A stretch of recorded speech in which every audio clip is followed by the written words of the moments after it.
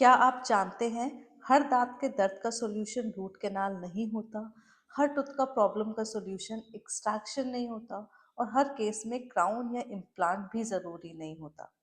आज हम बात करेंगे टॉप 5 डेंटल प्रोसीजर्स के बारे में जो बिना किसी रिक्वायरमेंट के या बिना किसी नीड के कर दिए जाते हैं, जो ज़रूरी नहीं होते फिर भी उन्हें कर दिया जाता है। Hello, I am doctor Swati from Narayan medical and dental centre. आज का वीडियो बहुत इंपॉर्टेंट होने वाला है क्योंकि आज हम बात करेंगे उस डेंटल प्रोसीजर्स के बारे में जो अक्सर किए जाते हैं लेकिन हर पेशेंट के लिए ज़रूरी नहीं होते। इस वीडियो को लास्ट तक ज़रूर देखिएगा क्योंकि ये आपके पैसे, दांत और हेल्थ तीनों को बचाने में मदद करेगा। वीडियो शुरू करने से पहले अगर आपने हमारा चैनल सब्सक्राइब नहीं किया है तो उसे सब्सक्राइब कर लें। बेल आइकन को प्रेस करना ना भूलें जिससे हमारे वीडियोस के नोटिफिकेशंस आपको मिलते रहे। चलिए शुरू करते हैं वीडियो। सबसे पहला डेंटल प्रोसीजर जो मैं खुद भी कभी नहीं करवाऊंगी वो है टूथ कटिंग। कई बार ऐसा होता है कि सिर्फ छोटी सी प्रॉब्लम होती है लेकिन उसके लिए पूरा टूथ कट कर दिया जाता है ताकि क्राउन लगाया जा सके। कई बार पेशेंट्स भी इंसिस्ट करते हैं कि इसमें फिलिंग नहीं टिक रही है, इसमें क्राउन लगा दीजिए। या फिर सच ये है कि अगर टूथ की कटिंग एक बार मतलब हर टूथ को क्राउन की ज़रूरत नहीं होती। अगर फिलिंग से काम हो सकता है और अगर टूथ स्ट्रॉन्ग है तो टूथ कटिंग को अवॉइड किया जा सकता है और करना भी चाहिए। याद रखिए, अगर एक बार दांत कट हो गया तो वो कभी भी नेचुरल जैसा नहीं रहता और वो वापस भी वैसा नहीं हो सकता। तो बेहतर यही होगा कि कितना भी आप टूथ को सेव कर सकते हैं, जितना कर सकते हैं उतना आप टूथ को सेव करिए और टूथ कटिंग से बचिए। अब हम बात करते हैं दूसरे dental procedure that is bone grafting की। जब भी आप इम्प्लांट लगवाने जाते हैं तो कई बार पेशेंट्स को इम्प्लांट के नाम पर बोन ग्राफ्टिंग सजेस्ट की जाती है, जबकि हर इम्प्लांट केस में ये ज़रूरी नहीं होती। बोन ग्राफ्टिंग तभी होनी चाहिए जब बोन बिल्कुल कम हो या फिर इम्प्लांट के लिए कोई और ऑप्शन हो ही ना।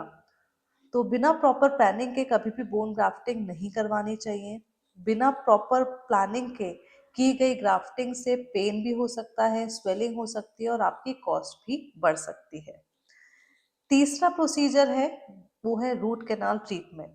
रूट कैनाल एक बहुत ही अच्छा ट्रीटमेंट है लेकिन सिर्फ तब जब आपके टूथ के नर्व में सच में इन्फेक्शन हो।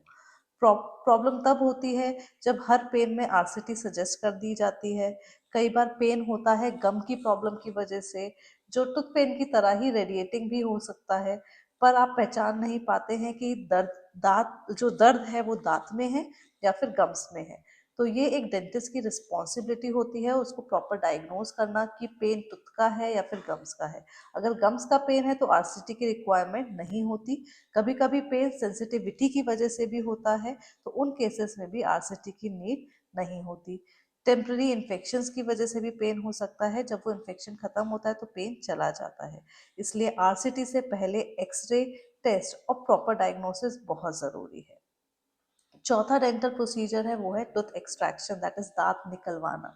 बहुत लोगों को सीधा कह दिया जाता है कि इस दांत को निकालना पड़ेगा, लेकिन सच ये है कि आज की मॉडर्न डेंटिस्ट्री में मैक्सिमम टाइम जो होता है हम टीथ को बचाया जा सकता है, उसे निकलवाने की बजाय उसे हम बचाते हैं। एक्सट्रैक्शन हमेशा हमारे लिए एक लास्ट ऑप्शन होना चाहिए, फर्स्ट नहीं।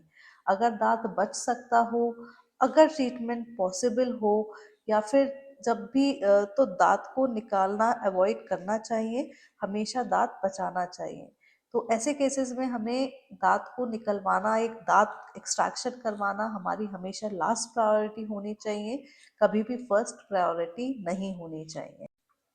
पांचवा ऑप्शन आता है सिंगल ओपिनियन पर डिसीजन लेना। ये सबसे इम्पोर्टेंट पॉइंट है। कई पेशेंट सिर्फ एक ही डॉक्टर से एडवाइस पर बड़े ट्रीटमेंट्स शुरू कर देते हैं, लेकिन आपका हक है सेकेंड ओपिनियन लेना, ट्रीटमेंट को समझना, क्वेश्चंस पूछना। हमेशा पहले अपने डाउट्स को क्लियर करिए, देन ट्रीटमेंट करवाइए। अच्छा डेंटिस्ट कभी भी आपको फोर्स नहीं करेगा किसी भी ट्रीटमेंट के लिए और ना ही आपको कोई गलत सलाह देगा। आशा करते हैं आपको समझ आ गया होगा कि आपको क्या करना चाहिए क्या नहीं। तो दोस्तों, डेंटिस्ट्री का गोल सिर्फ ट्रीटमेंट करना नहीं, नेचुरल टीथ को बचाना होता है। इसलिए हर ट्रीटमेंट से पहले उसको पूरा समझिए, पूरा डॉक्टर से जानकारी लीजिए, पूछिए, और ज़रूरत हो तो एक सेकेंड ओपिनियन भी आप ले सकते हैं, और लेना भी चाहिए। अगर आपको ये वीडियो हेल्पफुल लगे तो लाइक ज़रूर करें, शेयर करें अपने फैमिली और फ्रेंड्स के साथ, और सब्सक्राइब करें हमारा चैनल। मिलते हैं अगले वीडियो में अगली इंफॉर्मेटिव वीडियो के साथ। तब तक के लिए धन्यवाद।